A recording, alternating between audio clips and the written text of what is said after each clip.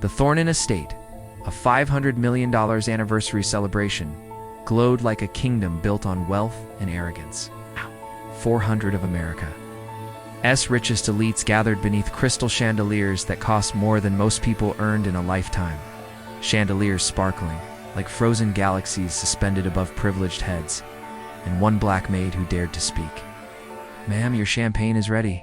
Veronica Thornton spun around, her diamond-draped hands slicing the air before it slapped the glass away. Crystals exploded across marble floors like tiny falling stars. "Did I ask you to speak?" Her voice sliced through the ballroom like a razor dipped in poison. "A black maid touching my glass with those filthy hands."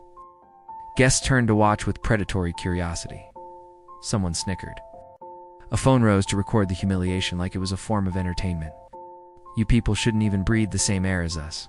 Know your place. You're nothing but hired help." Bottom of the food chain. Ivy Anderson stood frozen. Champagne dripped down her white uniform in humiliating slow motion. 400 faces stared. Not one defended her. But none of them, especially the venom-spitting woman in diamonds, could imagine what would happen next. Before this night ended, that same black maid would scream to words that would destroy a 25-year marriage and expose a $500 million betrayal. 72 hours earlier, the alarm screamed at 5:03 a.m. Ivy Anderson's hand shot out from beneath the thin, threadbare blanket, silencing it before the second ring could disturb her daughter.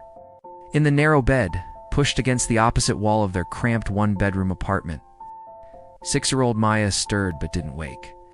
Her small fingers still clutching the one-eyed teddy bear she refused to sleep without. Ivy lay still for a long moment, staring at the water stains spreading across the ceiling like a slow-growing cancer. She'd memorized every crack in that ceiling over 3 years. 14 jagged lines that seemed to multiply after each rainstorm. The landlord never fixed anything, why would he? Tenants like Ivy couldn't afford to complain, and she moved quietly, efficiently. The way poor people learn to move without wasting time, without wasting motion, without wasting the precious energy that hope required. The bathroom mirror showed a 29-year-old woman who looked 35 on her good days. Dark circles carved permanent grooves beneath exhausted eyes that had seen too much disappointment. Hair pulled back tight against her scalp, not for style, but because she couldn't afford products or salon visits. Hands rough and cracked from years of harsh cleaning chemicals, the skin perpetually dry, no matter how much dollar store lotion she applied. But those hands had once held beakers in a Howard University laboratory.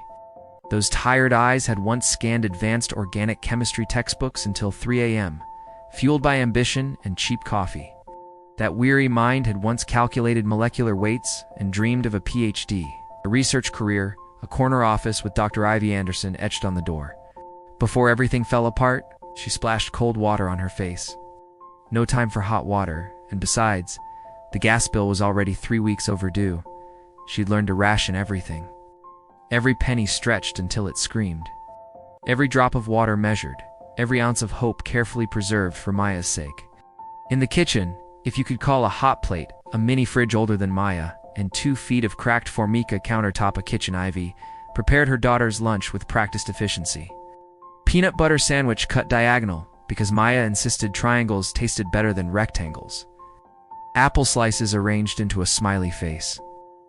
A juice box purchased on sale, 3 for $1, the kind with too much sugar and not enough real fruit. And tucked inside the worn brown paper bag, a handwritten note on torn notebook paper. "You're my sunshine. Have a great day. Love, Mommy." She wrote that note every single morning without fail.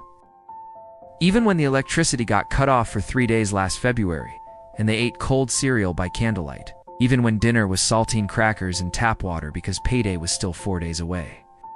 Even when Ivy cried herself to sleep, muffling her sobs in the pillow so Maya wouldn't hear, wondering how she'd make rent.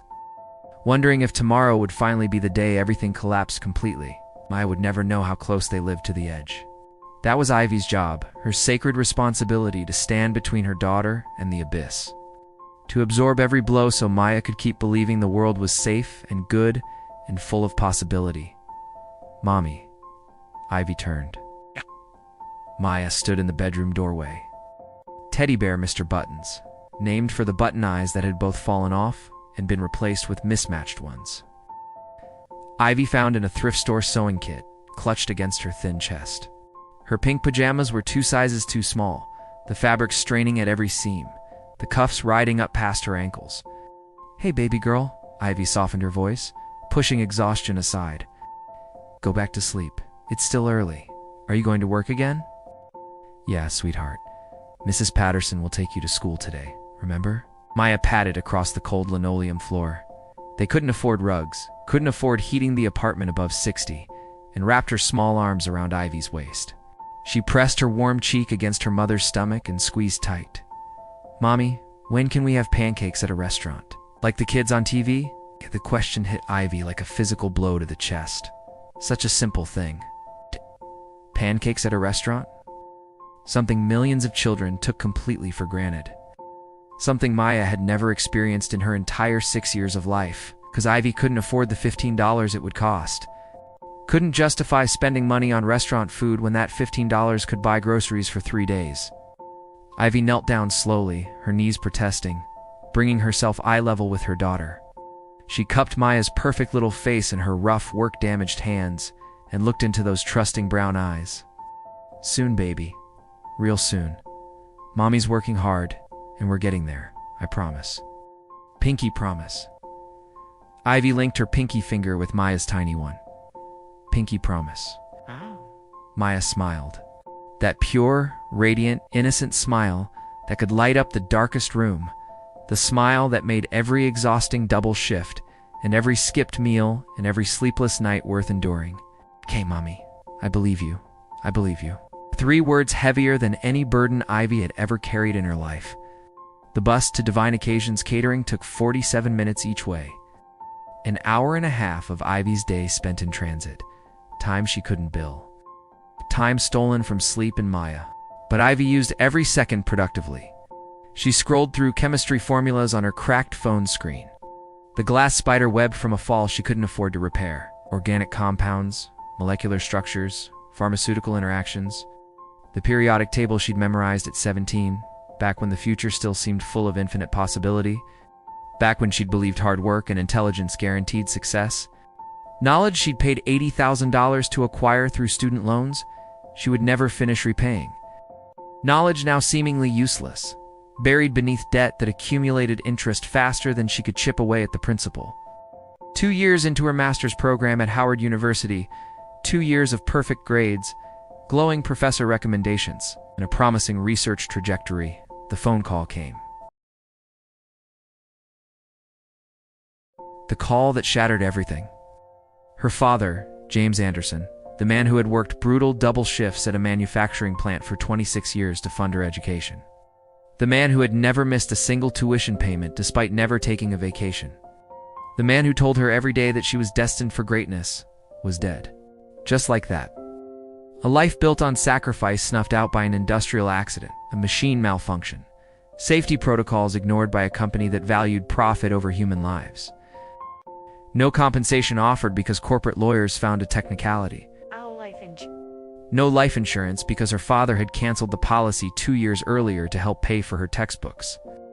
Medical bills that devoured their meager savings within a week. Funeral costs they couldn't afford but paid anyway, because James Anderson deserved dignity in death, even if the world had denied him dignity in life. And a grieving mother, Dorothy Anderson, already struggling with early onset arthritis and diabetes, who needed daily care that Ivy couldn't provide while sitting in a classroom 200 miles away. She dropped out 3 weeks before finals, packed her textbooks into boxes she'd never unpack, took any job that would have her, a waitress at a diner that closed 6 months later when the owner's gambling debts caught up with him, night cleaner at an office building until her back gave out from scrubbing floors on her hands and knees, retail associate, hotel housekeeper, and finally catering server, anonymous, invisible, replaceable, just another brown face in a white uniform. The chemistry stayed locked in her head. Every formula, every reaction pathway, every dream of what could have been, but dreams didn't pay rent. 3 years earlier, the worst night of Ivy's life, the gas station sign flickered orange against an endless black November sky. 2:17 a.m., cold enough to see your breath hang in the air like departing spirits. Ivy sat on a concrete bench beside the air pump, 3-year-old Maya asleep in her arms. The child's face was peaceful, trusting, blissfully unaware that her entire world had collapsed into rubble. Everything they owned fit into 2 garbage bags at Ivy's feet. Clothes that no longer fit properly, Maya's beloved teddy bear, and a handful of photographs from better times. The chemistry textbooks Ivy couldn't bear to abandon, even though they mocked her with memories of the future she'd lost, evicted 12 hours ago. The landlord had changed the locks while she worked a double shift at the catering company. When she returned home at midnight, her belongings were piled on the sidewalk like trash, awaiting collection. No warning, no grace period, just locks changed and a handwritten note. Rent overdue, property reclaimed. The car had been repossessed 3 days earlier. She'd fallen to payments behind after Maya's ear infection required $400 emergency room visit that insurance didn't cover. The homeless shelter was full. "Come back tomorrow," the exhausted intake worker had said, avoiding eye contact. But tomorrow was already here, and Ivy was still outside. Maya was still sleeping against her chest. And she had absolutely no idea what came next. 36 hours without sleep, arms aching from holding Maya's weight, stomach long past growling, it had simply surrendered. Mind cycling through impossible equations that had no solutions. No money, no family left who could help, no friends with spare rooms, no options. Cars pulled in and out of the gas station. People filled their tanks, bought energy drinks and lottery tickets, lived their ordinary lives just 10 feet away from a woman whose existence had imploded. Nobody looked at her. Nobody saw her. She was invisible.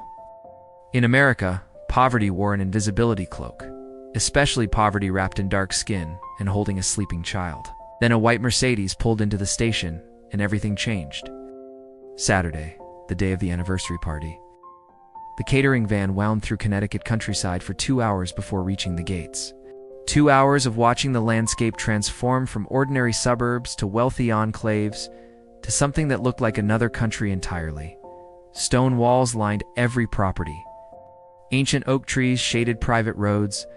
Estates sprawled behind iron fences, each one larger than the last. Then they reached the Thornton gates. Iron gates, 20 feet tall, twisted into elaborate decorative patterns that probably required a team of artisan metalworkers and cost more than Ivy's apartment building. Armed security guards in suits nicer than anything she'd ever owned stood at attention, eyes hidden behind dark sunglasses despite the overcast sky. "ID and work authorization," the nearest guard said flatly, barely glancing at the van full of black and brown faces pressed against windows in matching white uniforms. His tone made clear they weren't guests. They were labor, interchangeable, forgettable. Karen handed over the paperwork. The guard scanned it with an electronic device that probably cost more than Ivy's monthly salary. The gates swung open with mechanical precision, and Ivy Anderson crossed into another universe. The Thornton estate sprawled across 50 acres of manicured perfection. Rolling lawns trimmed with mathematical precision by an army of landscapers. Private lake reflecting the gray autumn sky like polished glass. Rose gardens arranged in geometric patterns visible from satellites. A hedge maze that probably required its own maintenance team, the mansion. It rose from the landscape, like something conjured from a fever dream about wealth. Marble columns imported from Italian quarries. Floor-to-ceiling windows, hundreds of them, each one sparkling clean. A circular driveway of crushed white stone surrounding a fountain, where golden cherubs poured eternal water from golden urns. "Jesus Christ," Darnell whispered, face pressed against the van window. "This is one house for one family." Ivy couldn't respond. Her throat had sealed shut. The main building alone was larger than her entire apartment complex. Larger than the block she'd grown up on, larger than any structure she'd ever entered in her 29 years of existence. This was where Eleanor Thornton Hayes lived. This was the world that had produced a woman kind enough to stop for a homeless stranger at 2:00 a.m. It was also clearly a world harboring something dark enough to put those haunted shadows in Eleanor's recent photographs. The service entrance led through gray concrete hallways, functional, cold, deliberately hidden from anyone who mattered. These were the arteries that kept the golden heart pumping, designed to be invisible. Through doorways and gaps, Ivy glimpsed the real estate. Crystal chandeliers dripping light worth more than her lifetime earnings. Renaissance paintings that belonged in museums. Flower arrangements flown in fresh from 3 different continents, assembled by artists whose hourly rate exceeded her weekly paycheck. The contrast was violent, obscene. Service hallways and grand rooms existed inches apart, separated by doors that divided humanity into 2 categories: those who served and those who were served. The contrast felt surgical, tensional. A system engineered to keep people like Ivy in the shadows, while luxury gleamed on the other side of the wall. Ms. Richardson is the event planner, a severe woman with a clipboard, and the warmth of a glacier addressed the catering staff like a general briefing, expendable soldiers before a suicide mission. You are invisible. You do not speak unless directly addressed. You do not make eye contact with guests. You serve, you clear, you disappear. Understood. 15 servers nodded silently, their white uniforms stiff, their faces tight with the exhausted discipline of people who lived paycheck to paycheck. The Thorntons are not merely wealthy, Ms. Richardson continued. They are legacy, old money, real power. One mistake, one complaint, one uncomfortable moment for any guest, and your careers are finished. Am I clear? Crystal clear? During break, Ivy walked the grounds alone, needing air, needing to process that she, a woman who couldn't afford her daughter's school fees, now stood in a place where a single doorknob could pay off her student loans. The estate was silent, unnervingly pristine, like wealth sanitized until it gleamed. She found the rose garden, empty, beautiful, almost unreal, a place built for people who never had to choose between groceries and electricity bills. Then she saw Eleanor, thin, haunted, being dragged toward the mansion by her husband Gregory, his fingers digging into her arm with a brutal possessiveness that made Ivy's insides twist. From a window above, Veronica Thornton watched and smiled. A cold, knowing smile. A predator's smile. The crisis erupted for hours before the party. Ivy was arranging champagne flutes with surgical precision, exactly 1 inch apart. As Ms. Richardson had demonstrated 17 times, when shouting exploded from the wine storage room like a bomb detonating, this is a disaster, an absolute unmitigated catastrophe. Ms. Richardson stood among opened wooden crates, her face crimson with fury, hands trembling with rage. Two delivery men cowered against the stone wall, clearly terrified. These bottles are completely ruined. Temperature variance during transport destroyed them entirely. $40,000 of irreplaceable wine spoiled. Gone. Karen rushed in, nearly colliding with Ivy in the doorway. What happened?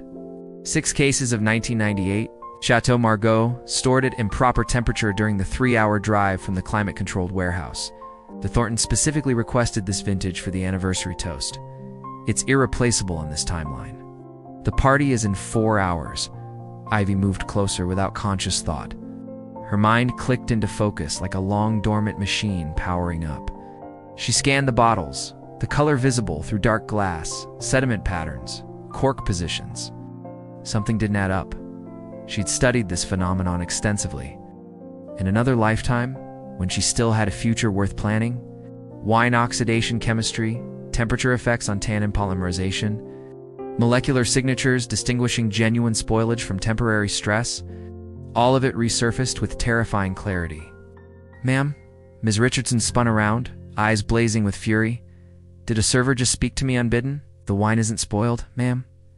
Ivy kept her voice calm, respectful, professionally detached. May I explain? 30 seconds. You may absolutely not. Please.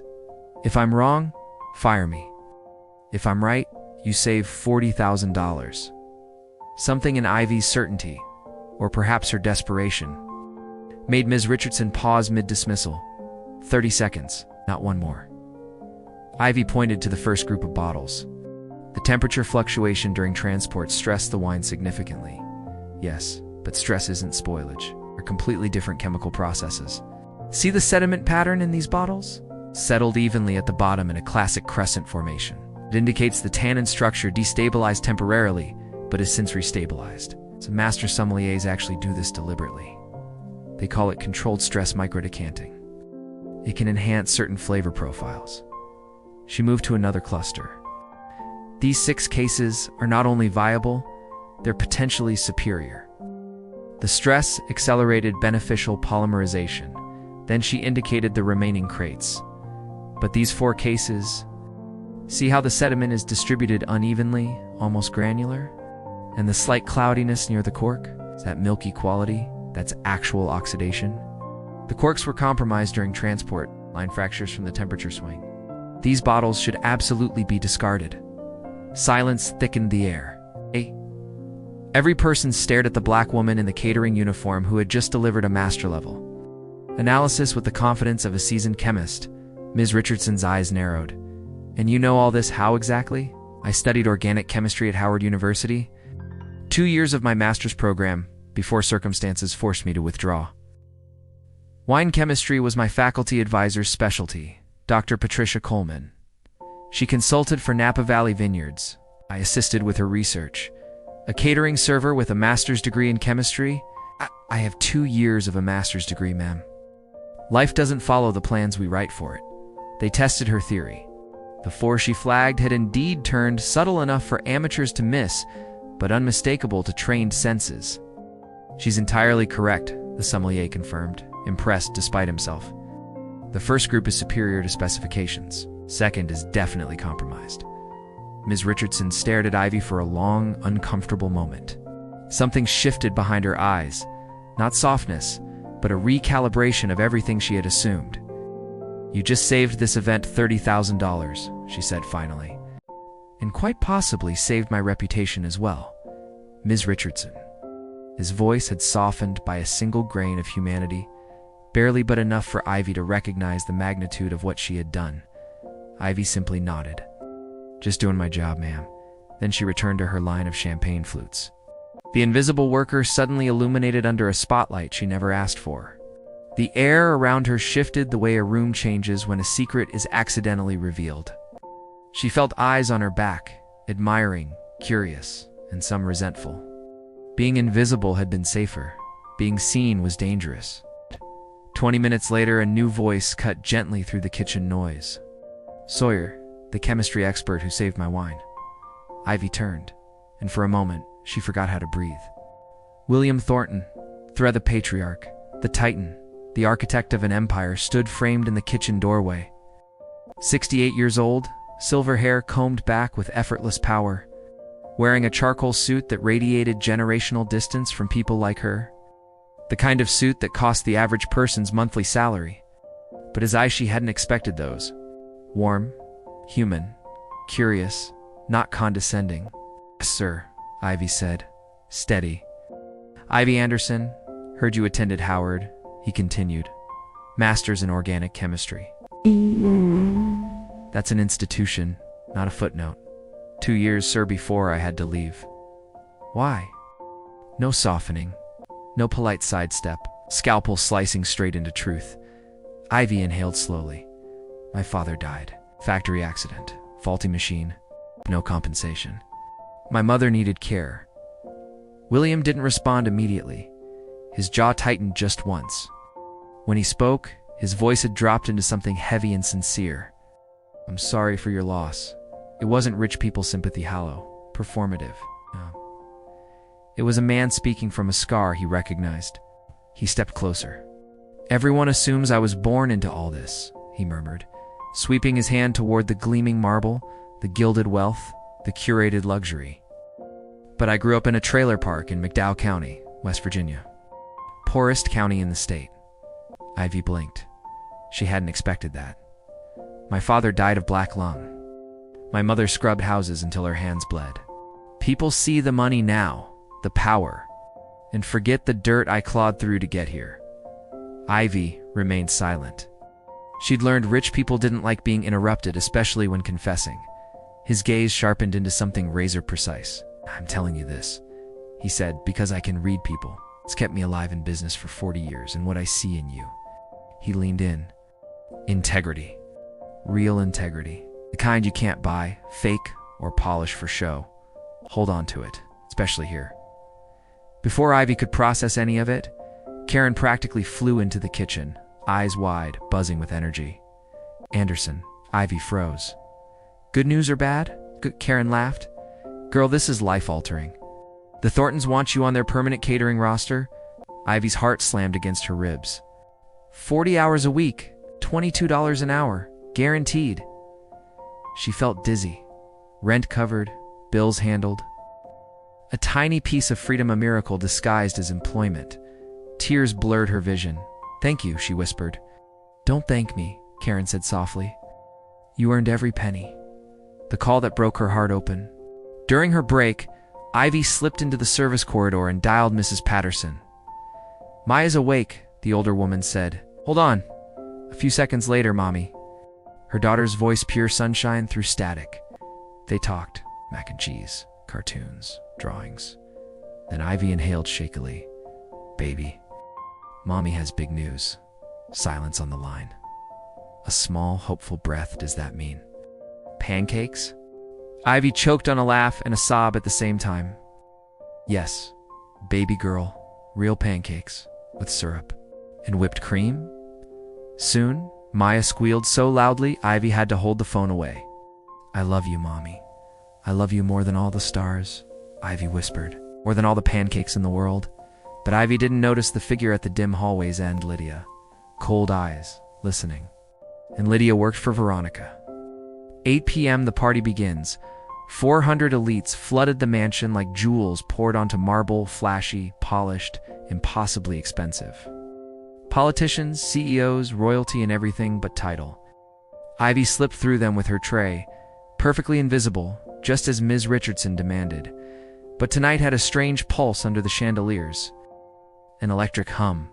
A storm waiting for its cue.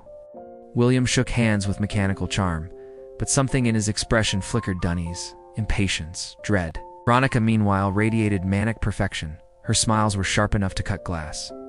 25 years of marriage, Ivy thought. And they can barely stand to breathe the same air. Then Eleanor arrived, and Ivy's stomach dropped. She looked emptied. Beautiful gown, but a body that looked carved down to bone and exhaustion. Gregory's hand on her back in her ship disguised as affection. Eleanor scanned the room like a prisoner searching for exits. She passed Ivy without recognition. Of course she did. To Eleanor, that night at the gas station was a blur. To Ivy it was salvation. 9:15 p.m. The marble bathroom. Ivy entered to wash her hands and stopped cold. Eleanor Thornton Hayes stood at the sink, mascara streaked, shoulders shaking. "I'm sorry," she whispered. "You shouldn't see this. I'm fine, completely fine." Ivy's training screamed, "Leave. You are invisible, not your place." Her heart whispered louder, "Help her. Are you safe?" Ivy asked softly. Eleanor laughed, a cracked, hollow sound. "No one is safe in this family." Then she studied Ivy's face. "Do I know you?" Ivy's pulse spiked. The business card from years ago burned against her hip. "I don't think so, ma'am. No, I've seen those eyes before." Before Ivy could respond, Eleanor, "Where are you?" "At Gory." Thunder in human form. Eleanor's transformation was instant. The tears vanished. Her posture snapped upright, mask on, perfect, controlled. The performance of a woman surviving quietly inside a gilded cage. "I have to go." Eleanor's voice snapped back into cold. Aristocratic perfection. And before Ivy could say another word, she swept out of the bathroom as if her body had never held pain at all. The mask, Ivy realized, wasn't for the guests. It was armor for survival. 10 p.m. toast preparations. The head table had its own staging room off limits. Restricted, sacred territory for perfection only. But tonight, Ivy's accidental promotion to chemistry expert granted her temporary access. She pushed the door open quietly, carrying a tray of replacement crystal flutes, and froze mid-step. Veronica Thornton stood at the table. Beside her, Conrad Wells, the razor-faced man whose gaze earlier had felt like a scalpel. Veronica held a small glass vial of clear liquid, her movements slow, practiced, precise. Her manicured fingers tilted it over a specific flute, the only one marked with a tiny black ribbon tied discreetly around the stem. "The dosage must be exact," Veronica murmured. "Too much, and the taste changes. Too little, and..." Her smile sharpened. "It won't achieve the desired effect." Conrad didn't even look up. "I've calculated everything. Once it interacts with his cardiac medication, it'll mimic natural heart failure. Coroner will see exactly what we want. An old man who drank too much at his own anniversary. Tragic. Unquestioned. Case closed. Ivy didn't breathe. Her chemistry brain reacted before her conscious mind did. Compound. Cardiac medication. Induced heart failure. A death disguised as inevitability. They were going to murder William Thornton. Right here tonight. She must have made a sound, a gasp, a breath. The soft clink of glass on her trabby, 'cause Conrad's head snapped toward her like a predator scenting blood. Their eyes locked. Cold to her warm. Predator to prey. "Well," he said, a slow, serpent-like smile stretching across his blade-cut features. "We have a problem." The chase Ivy ran. Hallways blurred. Footsteps echoed behind her. She needed help, security, police, someone who would believe her insane truth. A hand shot out of nowhere, yanking her sideways into a dark service closet. Conrad, his face inches from hers, eyes void of anything human. "What you think you saw," he whispered, soft as a lullaby, deadly as cyanide. "You didn't see." He tightened his grip on her arm until pain flared white-hot. "You're going to return to serving champagne. You're going to smile. You're going to forget everything." His breath was ice against her cheek. "And then you're going to go home and live a long, beautiful life with that daughter of yours." Ivy's blood froze solid. He leaned closer. Maya, her heart stopped. 6 years old. Staying with Mrs. Patterson at 1847 Elm Street, the world tilted. Pink pajamas. 2 sizes too small. She trembled. Teddy bear named Mr. Buttons. Her vision blurred. He knew everything. "Finish your shift," Conrad murmured. "Go home, hug your daughter. And pretend tonight never existed." He released her. She slid down against the shelves, shaking violently. "Do we understand each other?" She couldn't speak. She nodded. "Excellent," Conrad said, smoothing his jacket. "Now smile, Miss Anderson. It's a celebration." He walked out, leaving the air cold in his absence. Ivy pressed a trembling hand to her mouth. Man was going to die. Her daughter could die. She thought of Eleanor, sobbing. William saying, "Integrity is rare." A stranger at a gas station who didn't have to help. A world where kindness was a currency almost extinct. Everyone deserves a safe night. Everyone, she stood, wiped her eyes, made her choice. 10:52 p.m. The toast, the string quartet, reached its shimmering crescendo. 400 guests lifted their flutes' diamonds, glittering laughter, echoing, the illusion of perfection on full display.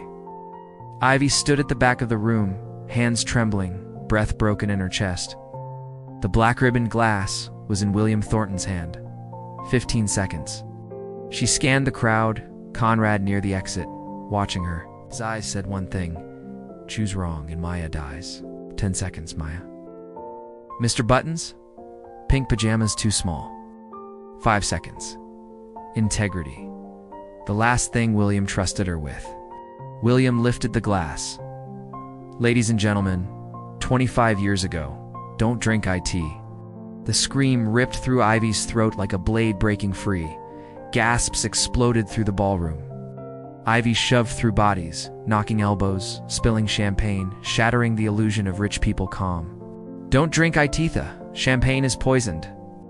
2 security guards lunged, grabbing her arms, lifting her off her feet. "Your wife poisoned it," Ivy screamed. "I saw her." The crowd erupted in chaos. Phones raised instantly, of course. Her humiliation would be online in minutes. Veronica's laugh sliced the air cold, amused, dismissive. "William, darling," she said sweetly, "this poor woman is clearly having some sort of mental break." Security remove her immediately. The guards dragged Ivy toward the exit. She skidded across marble. She screamed again. But William hadn't moved. He stood frozen, champagne still raised, staring at Ivy with an expression she couldn't decipher. Not anger. Not disbelief. Something deeper. Something waking up. Something dangerous. He remembered her. The kitchen. The spilled wine. The way she had whispered, "Integrity is rare." That one sentence hit him harder than any accusation. Wait. William's single word sliced through the ballroom like a blade through silk. Music died. Conversations shattered. Even the chandeliers seemed to freeze mid-glitter. Everyone turned. Guards loosened their grip on Ivy. She stood there, trembling, champagne-soaked, curls disheveled, face streaked with tears, but she did not fold. A black woman alone in a sea of power and wealth, yet somehow radiating more truth than anyone else in the room. "Speak," William commanded. Ivy swallowed. "Sir, I saw your wife pour something into that specific glass, a clear liquid. I heard her and Conrad talking about your heart medication, about how it would mimic natural cardiac arrest. Please, just have it tested. If I'm wrong, I'll accept anything. But if I'm right, Veronica was on him in a flash, smile sharp enough to draw blood. William, stop this. You're going to believe a black maid a servant over me? Your wife of 25 years? Gasps rippled through the ballroom. The line wasn't accidental. It was a weapon. A reminder of hierarchy, control, the old-world cruelty Veronica wielded like a scalpel. William looked at Ivy, then at the glass, then at Veronica. "If you're innocent," he said softly, "you have nothing to fear from a test." Silence detonated across the room. "Call Dr. Simmons," he ordered. Now, and for the first time all night, Veronica's mask slipped, a flicker of real primal fear. Midnight, his private study, the celebration was shut down, guests escorted out under a cloud of confusion and scandal. The estate sealed like a crime scene. William sat alone in the dark, the poison test still at the lab. But the memory of Veronica's fear replaying like a warning bell. He dialed Daniel Moore, head of security. "I need every record. Bank, phone, private files. Tonight, sir?" "Are you certain?" "Stranger risked everything to warn me. The least I can do is find out why." 2:38 a.m., Veronica's private office. A room he had never searched in 25 years. Safe hid behind a landscape painting. Anniversary date? No. Birthday? No. The date of his heart attack. Click. Inside. A folder labeled contingency. Life's insurance changes. $50 million beneficiary switched 6 months ago. Forged prenuptial amendments. Medical research on cardiac medication interactions. Lethal dosages highlighted in yellow. Photographs of Eleanor's first husband taken weeks before his accidental drowning. A burner phone. He opened the messages. "Everything ready for Saturday. After the toast, call the ambulance. Make it look natural. We've waited long enough." The world tilted. A lifetime, children, memories, promises crushed under the weight of betrayal. 4 a.m. master bedroom. The lights blazed on. Veronica removed her silk mask, blinking. "William." "What?" He threw the folder on the bed. Evidence spilled like shattered glass. 25 years, he said, voice cold as the marble floors. "I kept every promise I made. Every one." She reached for the papers, automatic, practiced, calculating. "William, you're overreacting. What's the combination to your safe?" he asked quietly. She froze. "It was the date of my heart attack. Poetic, isn't it? You started counting down the second I survived." Her silence was an admission. "How long?" he whispered. "How long have you been planning my death?" The mask finally broke, not into guilt but rage. 25 years, she screamed. 25 years of smiling. Performing, standing beside you like a decorative trophy while you built your empire.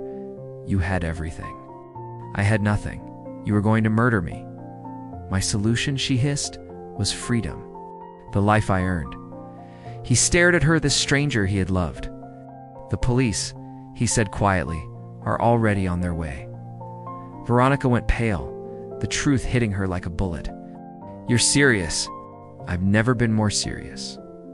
5:30 a.m., Eleanor arrived at the estate in silent panic, heart pounding, her father's cryptic message echoing in her mind. "Come home immediately. Bring nothing." Everything was about to break open.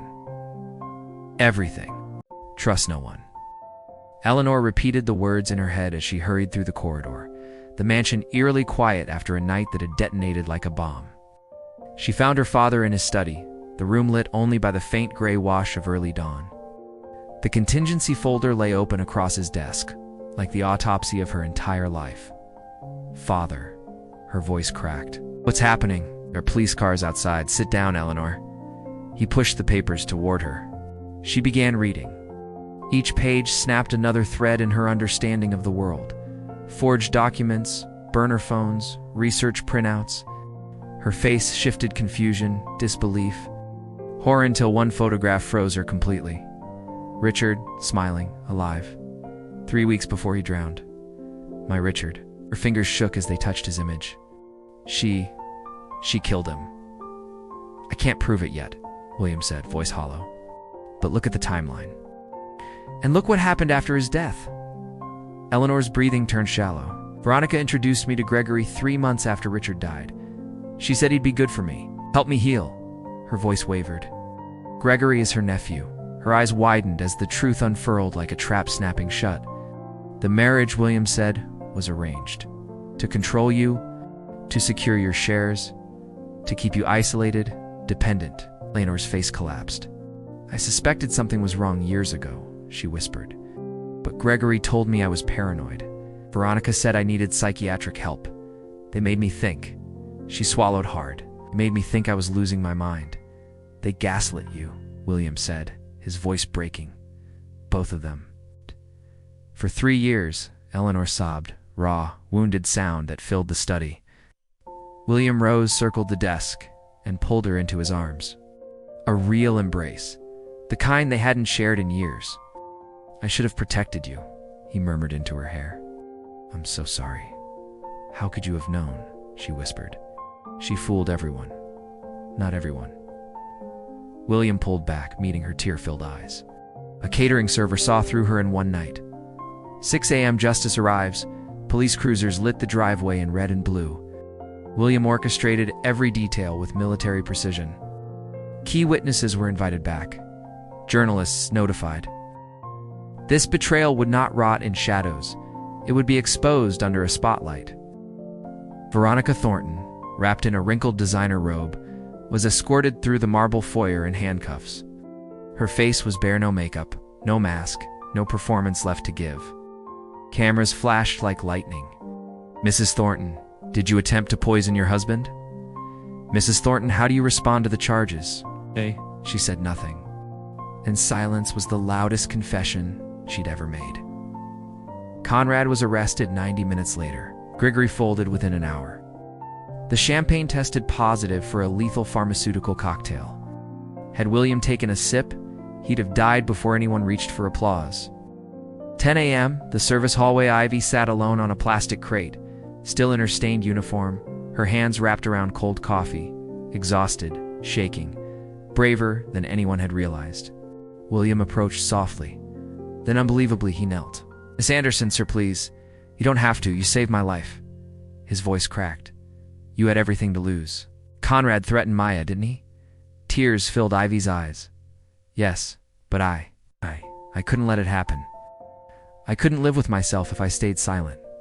William pulled a weathered business card from his pocket. My security team found this. Eleanor's handwriting. She gave this to you 3 years ago. Ivy nodded. At a gas station. I was homeless. Your daughter gave me hope when I had nothing. Eleanor stepped into the hallway, saw the card, froze. That was you? Is the woman at the gas station? You saved my life that night, ma'am, Ivy whispered. Tonight I tried to repay the debt. Eleanor knelt beside Ivy, took her rough hands. You didn't owe me anything. Kindness isn't a debt. Maybe not, Ivy said softly. But integrity is a choice. 2 p.m. the press conference. William faced the cameras, shoulders squared. Last night, my wife of 25 years attempted to murder me. She was stopped by Ivy Anderson, a catering server my wife dismissed as a black maid. Ivy had everything to lose, and she stepped forward anyway. That is integrity, a reporter shouted. Any message for the public? William looked straight into the lens. Integrity isn't for sale. It's what you give away freely. 3 months later, a new life. The corner office on the 17th floor of the Thornton Foundation gleamed with morning sun.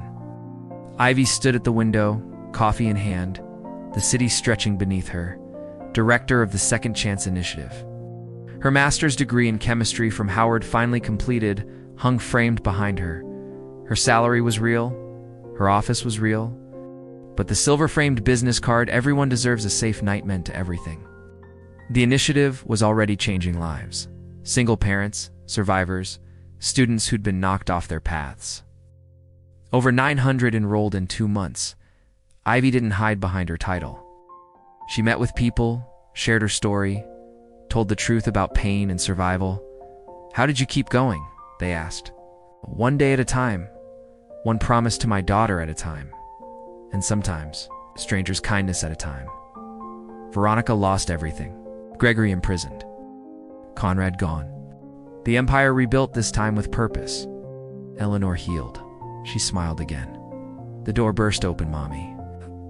Maya bounced in, braids flying, backpack thumping. Ivy scooped her up, spinning her. "We learned about molecules today. I told my teacher my mommy is a real chemist and she helps people, and she was on TV." Eleanor appeared in the doorway, her children shyly peeking around her legs. "That business card," she murmured. "I never imagined what it would become." "That's the point," Ivy said softly. "You didn't do it to be thanked. You did it because it was right." The sunset washed the office in gold. 6 months later, 2:17 a.m., Ivy pulled into a familiar gas station. The same flickering sign, the same bench, the same cold night she once survived. A young woman sat there, early 20s, exhausted, holding a sleeping toddler and 2 garbage bags. Ivy walked toward her, quiet, gentle. The girl tensed, expecting judgment. Instead, Ivy handed her a hotel key card, $300, and a business card. "Everyone deserves a safe night," Ivy whispered. "Call tomorrow. They'll help you." "Why?" the young woman asked. "You don't even know me." Ivy smiled, tender, sad, warm. "I don't need to know you. I just need to see you." She returned to her car. No cameras, no applause, just kindness in the dark. William Thornton once said wealth was measured in zeros. But surviving betrayal taught him the truth. Real wealth is what you give away and what you risk for a stranger. If this story moved you, don't let it stop here. Like, share, and subscribe to Fate Tales for more powerful dramas that hit the heart. And tell us, when did a stranger's kindness change your life? Your story might be the spark someone else needs tonight.